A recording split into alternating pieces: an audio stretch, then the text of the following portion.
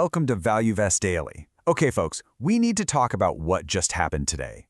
A bombshell policy proposal just dropped, and it is sending absolute shockwaves through the stock market. But, and this is the big but, we're going to dig into how this political drama might actually be creating a massive hidden opportunity for anyone who can see past the initial panic.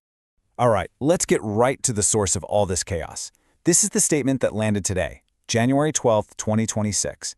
And wow, did it send shockwaves through the consumer finance world. The proposal, which popped up on Truth Social, is calling for a one-year, 10% cap on credit card interest rates. And believe me, it hit the market like a ton of bricks. So to really get why everyone is panicking, you've got to understand just how massive this proposed cut is. Right now, the average credit card rate is sitting at over 21%. And for subprime borrowers, a really key market for these lenders, those rates can easily jump to 25, even 30%. This proposal, it would just slash all of that down to a flat 10%. We are literally talking about cutting the industry's main source of revenue in half, almost overnight. So, what was the market's first reaction? Pure, unadulterated panic. And you can see it right here. The stocks that are really exposed to consumer credit, your Capital Ones and your Synchronies, they took an immediate 4% haircut. Even the big payment networks like Visa and Mastercard took a hit. But here's the thing. While everyone else is running for the exits, we're going to break down what this really means. Because we think there's a powerful contrarian case to be made here, that this could actually be a massive buying opportunity. Okay, so here's how we're going to tackle this. First, we'll look at the rate cap bomb itself. Then, we'll dive into the forced evolution this is going to create for lenders. From there, we'll lay out our big 2026 rebound thesis. After that, we're going to uncover some hidden tech winners in all this, talk about the risks, you have to talk about the risks, and then wrap it all up with the final bull case. You ready? Let's do this. Right now, the market is looking at this and seeing a death sentence for these companies, plain and simple. But what if they're wrong? What if this isn't the end at all? What if it's actually a forced evolution, a catalyst that actually makes these companies stronger in the long run? And that's the million-dollar question, isn't it? It's what every single investor is asking themselves right now, especially the ones who just hit the sell button in a panic. Is the whole business model just broken? Is it really time to run for the hills? Well, our thesis says absolutely not. This isn't an extinction event. It's more of a change or die moment. This cap, if it happens, would force the entire industry to completely reinvent its business model, right from the ground up. And this really breaks down that transformation beautifully. See, the old model was what you could call spray and pray. Lenders could take on all these risky subprime borrowers because, hey, the super high interest rates, 25, 30%, that most people paid would easily cover the losses from the few who defaulted. There was a massive margin for error. But in a world capped at 10%, poof, that margin just vanishes.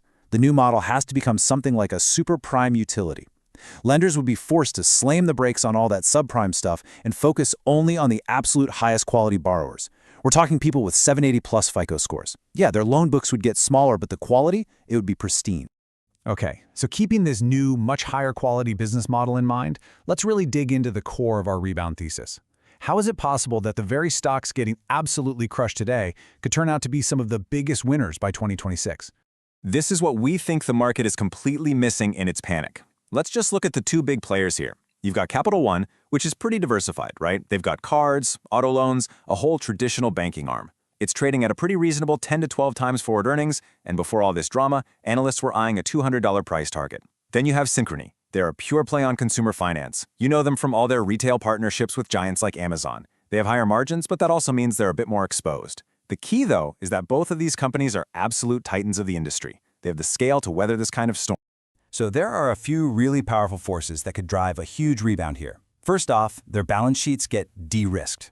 Once they're forced to get rid of all that risky subprime debt, they're left with only the safest, highest quality loans. Second, that leads to what we call a multiple re-rating. See, the market prices these stocks cheaply because it's always scared of defaults. But what happens if that fear basically goes away? Well, their price-to-earnings multiple is going to expand. It just has to.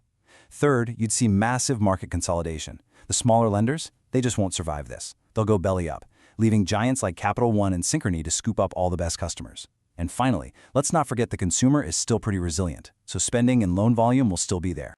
Okay, now for a really fascinating side effect here that I think most people are completely overlooking. When banks are forced to operate on these razor-thin margins, their survival comes down to just two things: being surgically precise with who they lend to and being extremely efficient in how they operate. And what does that really mean? In one word, technology. Think about it. To survive in a 10% world, you just can't afford to make a single bad loan. A traditional FICO score, it's just not going to cut it anymore. It's too blunt an instrument. Banks are going to need next-generation AI underwriting that can look at thousands of different data points. We're talking real-time cash flow, rental history, all sorts of behavioral data to predict who's going to default with almost perfect accuracy. And that is where a company like Upstart could become absolutely essential.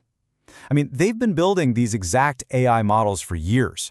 Their whole business is finding those creditworthy people that the old clunky models miss. In this new world, banks wouldn't just want Upstart's tech. They might actually need it just to find any profitable customers at all. Now, the other side of that profitability coin is cost.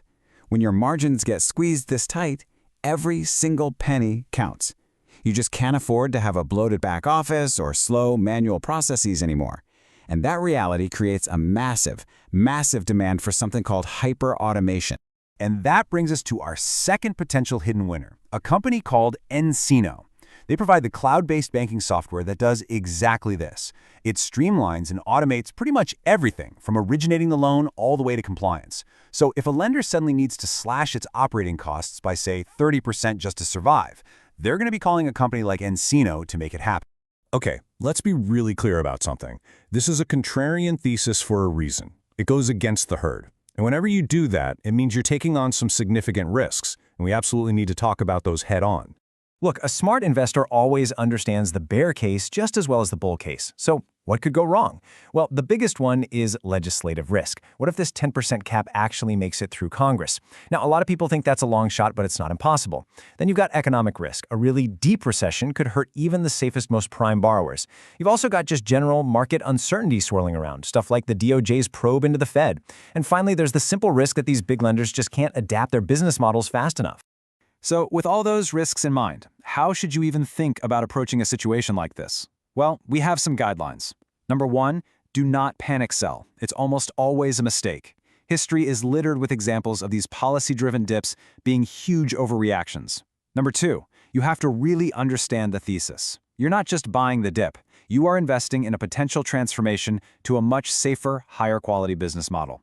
And number three, probably the most important, be patient. Don't try to be a hero and catch a falling knife. Scale into a position slowly. Wait for signs that the policy is dead in the water or that the market is finally starting to stabilize. All right, so we've weighed the risks, we've got a game plan. Now let's talk about the final bull case. If this whole contrarian idea actually plays out, what's the potential payoff for the investors who are able to look past the fear and stay the course? The general consensus out there, if you talk to analysts, is that this 10% cap proposal has a really, really low chance of ever actually becoming law. So if this threat just fizzles out, which is what most people expect, the relief rally could be huge. We could easily see these oversold lenders rebound like crazy. We're talking potential upside of 20, 30, maybe even 40% or more as the market breathes a sigh of relief and realizes the core business is still strong. And of course, we've got to put up the necessary reminder. Please remember, this is all for educational and informational purposes. It is absolutely not financial advice or a recommendation to buy or sell anything. You always have to do your own homework and talk to a professional. All right, now we want to hear from you. After listening to all this, are you bullish on these credit card stocks or are you bearish? Let us know what you think down in the comments. Please subscribe, like, and share ValueVest Daily for daily learning opportunities before you put your money to work. And one more thing. Please put in a comment if you want us to deep dive into any specific high-risk/reward opportunities.